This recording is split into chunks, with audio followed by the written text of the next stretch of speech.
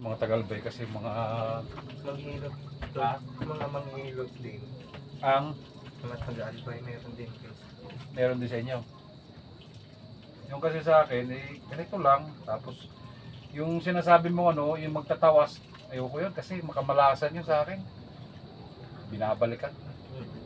Yan mo, yun naman ito sa akin, paghihilot parang may balik. Nangyari sa asawa ko, yun, parang binalik naman kami. Dati ba nagaganon kayo? Dati? Oo. Ayoko na mag yam-yam ng Latin.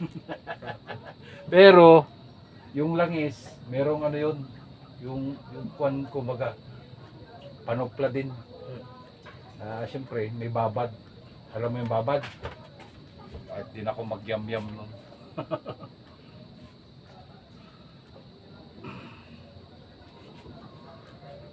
Yan, sa akin nakaranas ka lahat ha. Ikaw makakaranas na ka ng ganyan pero siyempre medyo mahal. Kita mo yung iba yung mga ganon? 1,000 plus. Iyon, tangiras ka.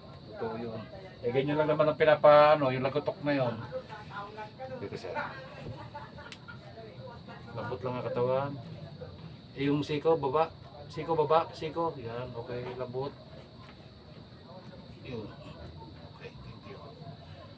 Okay lang kayo ha. Sa liki, wag na. Pero ganyan saan lang yun. Pressure lang.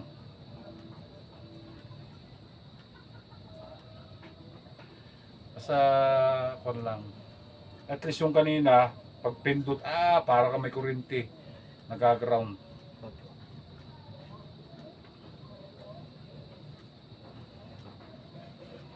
Sige. Taga saan kayo sir? Sa ano? Taga-albay po. Sa shout out sa mga taga-Albay, Bicol. Okay sir. Relax lang.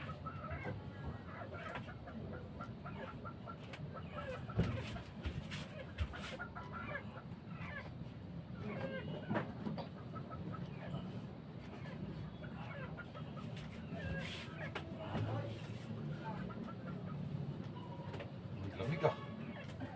May jacket ka ba? Meron. Pasukin ka talaga ng lamig dyan.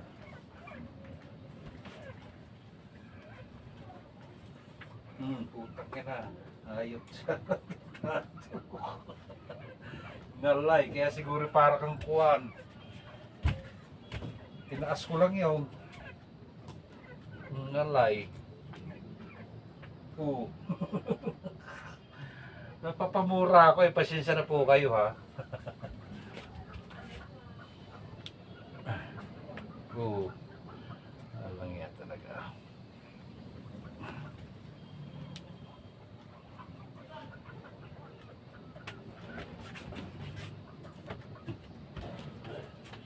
Paspasan na natin at parang uulan na naman. Pero yan eh, tapos na boss. Yung ulo naman. Sige boss, tihaya ka sir. Tagilid ka muna dito. Tagilid ka muna dito. Dito muna dito. Tapos, pusit ka na ka dito.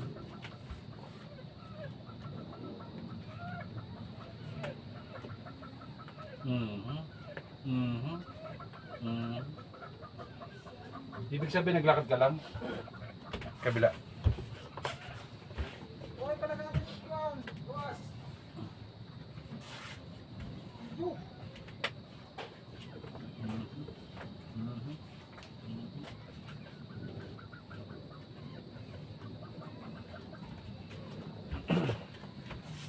Okay lang sir? Sarap.